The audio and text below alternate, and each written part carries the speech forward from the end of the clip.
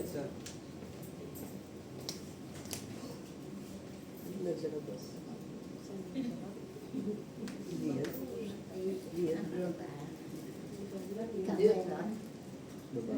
Baba pa.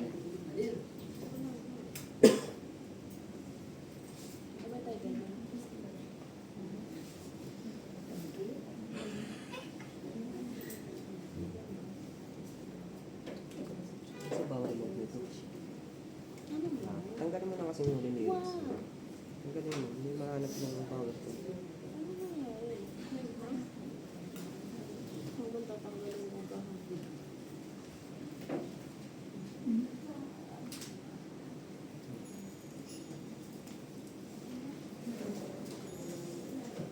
Po ito? Sige po. Panalangin po natin yung mga kaloob po na ito. Lord God, we pray, Panginoon, na mamultiply po itong mga halagang ito, Lord God, at magamit po sa gawain mo lamang o Diyos. Salamat din po sa pagkakataong ito na meron kaming kalayaan na makapakinig po ng iyong salita. Patuloy po namin dalangin ang pagtulong po ng Banal na Espiritu sa amin na maunawaan, Panginoon, at mapakinggan ang sinasabi mo sa amin sa gabing ito. Baguhin niyo po kami mga puso. Kapag labas namin sa lugar na ito, Panginoon, tunay na meron kaming mauning katotohanan na nagmumula sa iyo. Lord God, muli po, tago mong iyong likuran, ang iyong lingkod sa iyong likuran, Panginoon, at hayaan mo iyong salita lamang po ang siya mangusap sa amin. Po kami sa matalan sa tayo, Panginoon Jesus. Medyo mahina lang po yung boses ko kasi pagka nilalakasan ko, napapaubo ako. Masakit yung lalamunan. Sige po, lahat tayo nauubo. Ang title po na pag-usapan natin ngayong gabi, doon pa rin po tayo sa topic po ng Standing in the Gap, series ng Standing in the Gap. At ang title po ng topic natin ngayon is The Focus of Intercession. The Focus of Intercession. May pagbukas po kayo sa aklat po ng unang Timoteo chapter 2. Unang Timoteo chapter 2.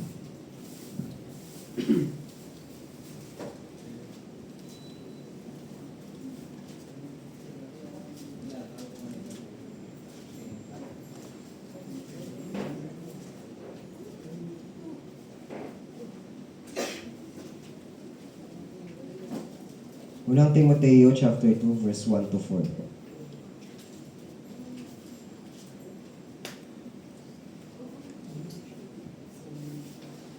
Diyan na po kayo. Unang Timoteo chapter 2 verse 1 to 4. Bagong-bago po yung verse na yan. Never po nagamit sa prayer meeting. Verse 1 to 4 po. Sabi po dito, una sa lahat, ipinapakiusap kong idulog ninyo sa Diyos ang inyong mga kahilingan, panalangin, pagsamo at pasasalamat para sa lahat ng tao. Dalangin rin ninyo ang mga hari at may kapangyarihan upang tayo makapamuhay ng tahimik, mapayapa, makadiyos at marangal. Ito ang mabubuti at nakakalugod sa Diyos sa ating tagapagligtas. Ibig niyang lahat ng tao ay maligtas at makaalam ng katotohanan. Ito. Sa gabing pong ito, magkaroon po tayo ng evaluation. Personal evaluation po sa ating mga sarili. Mga kapatid, ano pong laman ng ating mga panalangin? Yan. Tatanungin kayo, anong laman ng inyong panalangin? Kung iisa-isahin po ng Diyos yung mga laman ng prayers natin sa isang linggo, ilang porsyento po dun yung tungkol sa kaligtasan ng iba? Ilang porsyento po dun yung para sa paglago ng church? Ilang porsyento po dun yung panalangin natin para sa mga leaders ng ating bansa? O baka halos lahat po yung umiikot sa ating sariling mga panalangin. Baka tungkol sa trabaho natin, sa problema, financial, pangangailangan, kagalingan, baka dun lang umiikot yung panalangin natin. Ilang porsyento po yung patungkol sa kaligtasan ng iba? Ilang porsyento yung patungkol sa paglago ng church? At ilang porsyento po yung para sa leaders ng ating mga bansa? Siguro 75% para sa sarili ko. Tapos 2% sa church. 2% sa di ba? Minsan ganun tayo. Mas marami yung para sa ating mga personal needs. Natural po yun na ilapit natin sa Diyos yung ating mga personal na pangangailangan. Pero kung ang prayer life po natin ay umiikot lamang sa ating mga sariling kaginhawaan, Sabi dito, dapat kang matakot. Bakit? Kasi pinapakita nito na hindi pa natin nakikita ang puso ng Diyos. At kung hindi natin nakikita ang puso ng Diyos, baka hindi natin talaga nakikilala ang Diyos na sinasamba natin. Ibig sabihin, self-centered po yung laman ng ating puso. Hindi natin alam kung ano yung puso ng Diyos. Kaya malinaw po sa paalala ni Apostol Pablo dun sa unang Timoteo about po dun sa pananalangin o pag-intercede para sa namamahala, sa mga naghahari at para sa lahat ng mananampalataya. Last week po nabanggit natin na yung isang church po na hindi nag-intercede o ang isang church na hindi nananalangin ay hindi matatawag na church, kundi organization lang. Ngayon naman po, ang tunay na Kristiyano ay dapat tunay na intercessor at ang tunay na Kristiyano at tunay na intercessor ay hindi makasarili sa kanyang panalangin. Ang kanya pong panalangin ay umaayon sa kalooban ng Diyos. Ano ba ang kalooban ng Diyos? Verse 4 po nung binasa natin. Balikan natin. Anong kalooban po ng Diyos diyan? Maligtas ang lahat ng tao at makarating sa pagkakilala ng katotohanan. Huwag po tayong masiyahan mga kapatid sa mababaw nating panalangin. Huwag tayong makontento sa estado ng panalangin natin na nakasentro lagi sa sarili natin. Yes, tinuturuan tayo ng Panginoon manalangin para sa ating mga personal na pangangailangan o personal na relasyon natin sa Panginoon, pero higit pa po doon yung dahilan. Huwag tayong maging Kristiyano na para mga bata na puro hingi para sa sarili. Tayo po ay tinawag para maging tagapamagitan upang tumayo sa harap ng Diyos para sa mga kaluluwang nawawala, para sa kanyang iglesia at para sa mga pinuno ng bayan. Kung hindi po ito ang laman ng panalangin natin, ang tanong po sa atin ay ito: totoo ba talaga tayo nakikibahagi sa gawain ng Diyos? O baka gumagawa lang tayo ng sarili nating relihiyon na nakasentro sa ating sarili?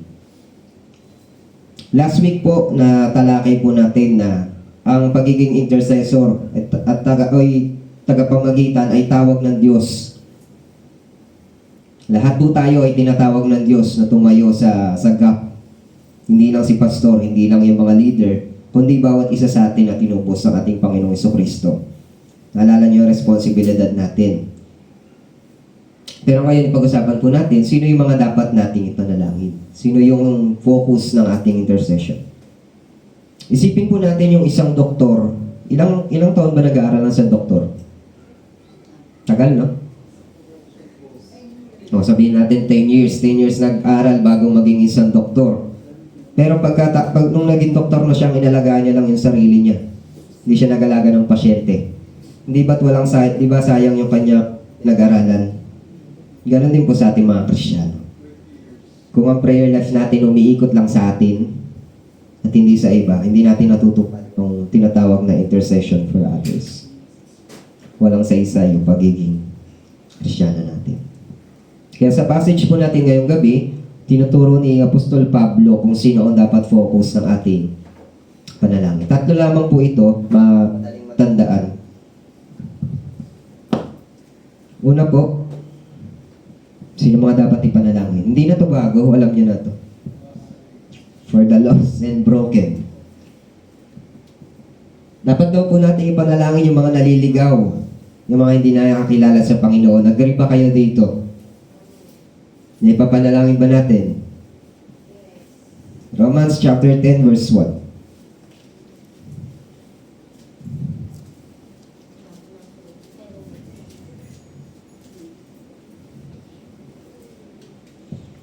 Mga kapatid, ang pinakananais ko at idinadalangin sa Diyos ay ang maligtas ng Israel. Sino po yung nagsasalita dyan? Si Pablo. Brothers and sisters, my heart's desire and prayer to God for the Israelites is that they may be saved. Ang puso daw po ng isang intercessor o tagapamagitan ay nakatingin para sa ibang tao. Hindi lagi nakatingin sabi dito, ang puso ng isang intercessor ay lagi nakatingin sa mga taong wala pa kay Kristo. Ang puso ng isang intercessor ay laging nakatingin sa mga taong wala pa kay Kristo. Sana malinaw po yun, ha? Laging nakatingin sa mga taong wala pa kay Kristo. Dahil yan din ang puso ng Panginoon. Kung ang Diyos po natin ay concerned sa kaligtasan ng mga makasalanan, dapat tayo din. Amen po? Pag sinabing ipanalangin yung mga hindi nakakakilala kay Kristo o wala pa kay Kristo, kasama ba dito yung mga kaaway natin? Kasama ba dito yung mga hindi natin kasundo? O kumakalaban sa atin o maaway sa atin? Dati po tayo po yung mga kaaway ng Diyos. Alam niyo po ba yon? Kung wala pong nanalangin para sa atin, wala tayo ngayon dito. Hindi po natural sa ating mga makasariling puso ang magmahal sa iba. Inborn po sa atin yung pagiging makasarili. Pero nagbabago ang puso ng tao pag na-encounter niya ang pag-ibig ng Panginoon. Sino po yung nagsulat niyan? Sino po yung nagsulat o nagsalita sa Romans 10:1? Si Pablo. Ano bang klase ng tao si Pablo dati? Anong klaseng puso meron siya? Alam niyo, di ba? Hindi na natin babalikan. Pero siya ay isa sa mga persecutor ng mga Kristyano dati. Pero nung kanyang na-encounter ang Panginoong Yesus, binago ang puso niya. Nilikhaan siya ng bagong puso na may pag-ibig sa lahat ng tao. Ngayon ang tanong sa atin, na-encounter mo na ba ang Panginoon? Kung oo, kamusta ang puso natin pagdating sa iba? Doon natin malalaman kung naranasan ba talaga natin ang Panginoon. Wala tayong pakialam sa iba, baka hindi. Hindi na bagong puso natin. Ang pinakamatinding kailangan po ng tao ay hindi pera, hindi trabaho, hindi kaibigan, hindi acceptance, kundi kaligtasan ng kaluluwa. Kapag ipinagdarasal daw po natin ang mga nawawala, hindi natin alam kung anong gagawin ng Diyos sa kanila, pero tiyak na para ito sa ikabubuti nila. Sino ba sa atin dito yung makakaisip na isang araw tatawagin ka ng Panginoon para maglingkod sa Kanya? Diba wala naman? Na-imagine nyo ba yan dati, nung hindi pa kayo nakakilala sa Panginoon, darating na araw, uupo ka dyan, mananalangin ka? Diba hindi? Pero lahat po yun na natupad dahil may taong nanalangin para sa atin. May mga nag-intercede para sa atin. So pray for the lost and broken. Yan po yung una. Pangalawa, pray for the church and God's people. Ephesians 6 verse 18.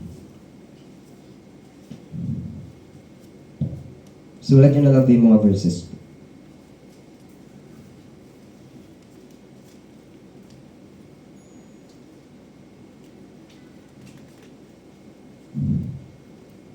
Lagi ninyo gawing panangga ang pananampalataya na siyang papatay sa lahat ng nagliliyab na palaso ng diablo. Parang iba. And pray in the Spirit on all occasion with all kinds of prayer. Kasi parang iba to. Iba tayo na type ko. Pero sabi po ng verse, and pray in the Spirit on all occasion with all kinds of prayer and requests. Always keep on praying for all the Lord's people. Tama ba? Ito ba sa akin? Ay, 6:18 pala. 6:16 yung binabasa ko. Ang lahat ng ito'y gawin ninyo ng may panalangin at pagsamo. Manalangin kayo sa lahat ng pagkakataon sa patubay ng Espiritu. Lagi kayong maging handa at patuloy na ipanalangin ang lahat ng hinirang ng Diyos. So, ibig sabihin po, ang panalangin natin dapat hindi lang sa sarili, kundi pati sa mga kapatid natin sa pananampalataya. Ephesians 6:18 po. Tama po pala yan. Pala yung mali. So, sa church po natin, sa bawat isa po sa atin, bawat isa sa atin dito may kanya-kanyang laban. May mga kinaharap na discouragement, temptation, spiritual dryness. Kaya patuloy na pinapaalala sa atin ng Panginoon na magmahalan tayo. Kasi gusto po ng Diyos na lumawak yung pag-ibig natin sa mga kapatid natin sa pananampalataya. Hindi naman natin alam kung ano yung pinagdadaanan ng bawat isa. No? Kaya nga inuutos ng Lord, mahalin mo yung kapatid. Paano kung nataasan ka ng boses ng isang kapatid? Galit ka kagad. Hindi ka pinansin, nagalit ka kagad, no? Pag ganun po yung nararanasan natin, anong gagawin dapat natin? Intindihin, tama, no? Kasi hindi naman natin alam kung ano yung pinagdadaanan ng kapatid na yan. Bakit siya ganun? Baka discourage siya. Baka may pinagdadaanan siya. O baka spiritual dry siya. may matindi pala pinagdadaanan yung kapatid mo, may malalim pala siyang iniisip, may pagsubok pala kinakaharap. Tapos ikaw tong balat sibuyas na hindi ka lang binati, nagtampo ka na. Hindi ka lang tinabihan, nagalit ka na. Sabihin mo sa katabi mo, huwag ganun. Sabihin mo. Sabihin mo. Hindi kayong balat sibuyas. So dito papasok yung application natin palagi na ipanalangin na lang, no? Lagi natin binababanggit to pag application. Kahit yung topic natin, fruit of the spirit, application natin, ipanalangin na lang ng mga kaaway, no? Tagalin natin yung na lang, palitan natin ng ipanalangin palagi. Panalangin natin palagi ang bawat isa sa atin. Hindi ka pinansin panalangin mo, pero anong laman ng panalangin mo para sa kapatid na hindi pumansin sa'yo? Lord, ayusin mo ugali niya, nakakainis yan. Ganun ba? Tatawa kayo, no? O kaya, nasabihan ka hindi maganda, pero kapatid mo sa pananampalataya, impyerno ka. No? Sana po walang ganun sa atin. Dapat ang panalangin natin, Lord, kung ano man yung pinagdadaanan ng kapatid ko, kung bakit siya ganun, discouragement man, temptation, spiritual dryness, o kung ano man, Lord, tulungan mo po siya mapagtagumpayan. Dapat ganun yung panalangin natin. Dapat iniintindi natin. Tapos, kamustahin mo, umanap ka ng perfect timing na makausap mo siya heart to heart. Tsaka mo siya kamustahin, bakit siya ganun. Ganun lang naman po ayusin yung isang problema. Pag wala tayong intercession para sa isa't isa, madali pong mawasak ang unity ng isang church. Muli po, hindi po tayo magkakalaban dito. Magkakakampi tayo. Kakampi natin ang bawat isa. Kapatid natin ang bawat isa. Kaya huwag na tayong magsiraan, huwag na tayong magsumbungan. Sinabi ako ng ganito, sumbong kita kay pastor. Huwag pong ganon. Tigilan na natin yun. Huwag nyo nang stressin si pastor. No? Kung kaya po natin ayusin yung problema na sa isa't isa, ayusin po natin. Ngayon po, kung hihilingin natin sa Panginoon na lumago yung ating iglesia, dapat hindi lang po tayo lumago in numbers. Although gusto natin yun, gusto natin dumami tayo, pero dapat lumago tayo sa pag-ibig natin sa isa't isa. Hindi lang sa quantity, dapat lumago tayo sa quality. Hingin natin ngayon sa Panginoon na lumago tayo sa pag-ibig sa isa't isa. I-cover natin yung bawat isa sa panalangin. Tandaan po natin yan, ha? Pray for church, pray for the church and God's people. Pangatlo po, pray for those in authority and nation. Binlearned ko na yan. Hindi yan na makikilala yan kasi hindi yung mga yan. Ay, kilala. Wala dyan. Pray for the authority, for those in authority and nation. May pagbukas po kayo sa Jeremiah 29.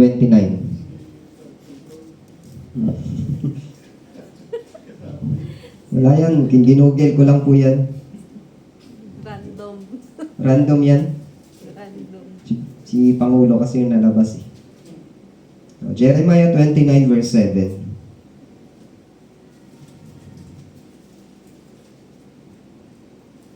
Panalangin daw natin sila.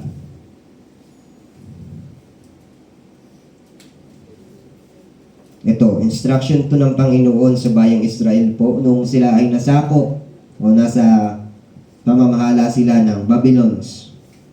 Sabi, ngunit pagyamanin ninyo ang lungsod na pinagdalhan ko sa inyo.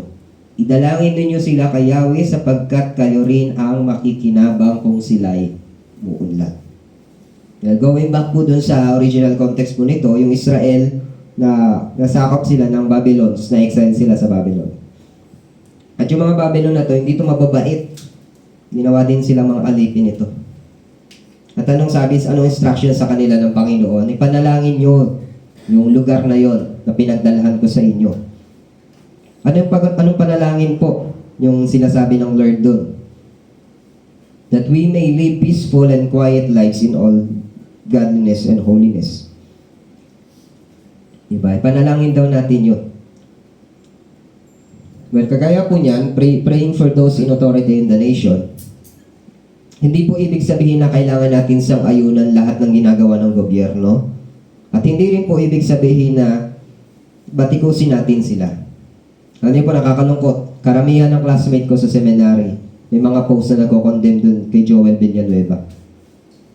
Nakalungkot, no? Na may mga ganun tayo naririnig, pero di naman natin alam yung katotohanan. At lalong hindi po yun yung instruction ng Lord sa atin. Anong instruction sa atin ng Panginoon? Dapat ba natin silang pagalitan, siraan?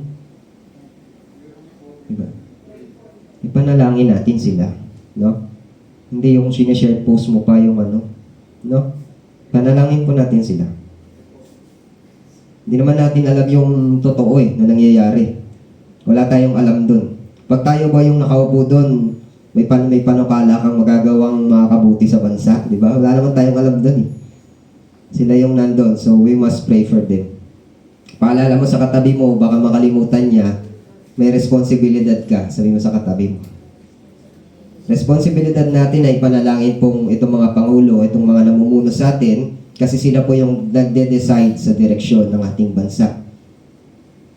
Now, kung ikaw yung Kristiyano na puro batiko sa kanila pero hindi ka nananalangin para sa kanila, deceive ka. Umattend ka ng prayer meeting para alam mo kung anong puso ng Panginoon para sa kanila. Kapag nagpipray tayo for them, hindi lang po sila ang nakikinabang. Anong sabi doon? Buong bayan. Yan, binasa natin doon. Kahit doon sa Timoteo kanina, pag pinapanalangin natin na namumuno sa atin, tayo yung nakikinabang. So, ibig sabihin, kahit hindi po perfecto ang mga leaders natin, tinatawag tayo to pray and to intercede for them.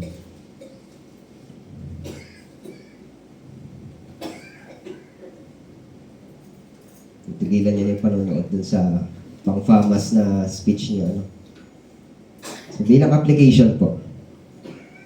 Ngayon, alam natin kung sino yung focus ng intercession. Gawin natin itong practical. Meron tayong 100%. Ilang porsyento po doon yung panalangin natin para sa mga nawawala? Ilan kaya? Pangalawa, ilang porsyento ng panalangin natin yung para sa mga kapatid natin sa pananampalataya? Mga 10%. Ilang porsyento yung panalangin natin para sa namumuno sa mga bansa?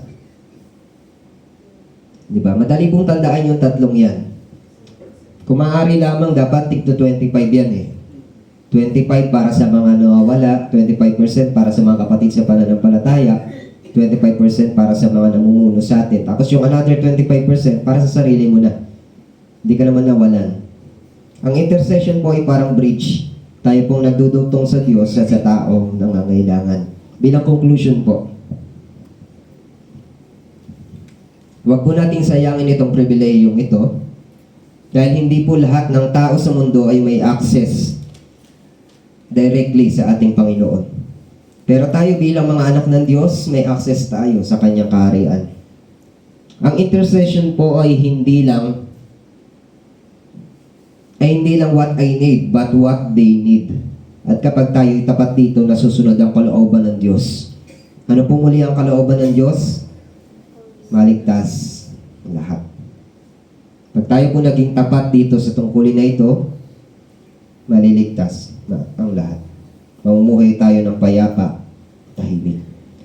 So, saan po sa tatlong yan yung, ito lang yung sa discussion natin, saan po dyan sa tatlo na yan, yung area na yan na sa tingin mo nagkukulang tayo pagdating sa pananalangin? Para sa nawawala, para sa church, para sa mga namumuno, para pa din sa sarili natin. All of them. Hindi na nanalangin.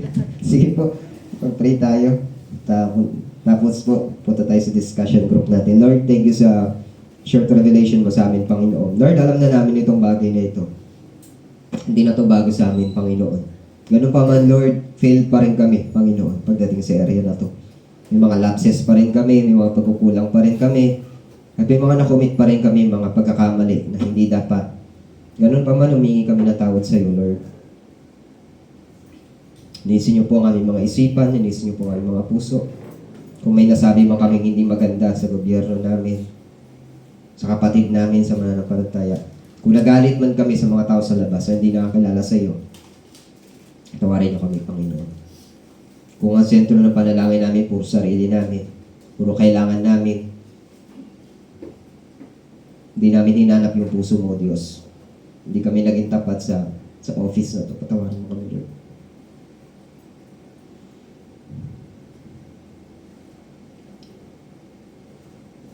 sa amin, Panginoon, kung anong klaseng pag-ibig yung pinaramdam niyo sa amin. Nasa ganun, Panginoon, may transfer namin yung pag-ibig na yun sa mga tao sa paligid namin. Maraming salamat po. Ito po namin sa madalas sa tayong pangalan ni Jesus. Amen. Sige po, punta po tayo sa mga discussion groups po natin. Eh, lamang po yung tanong, nandyan sa tatlo yung kulang tayo pagdating sa pananalangin. Tapos, yan din naman po yung ating prayer items.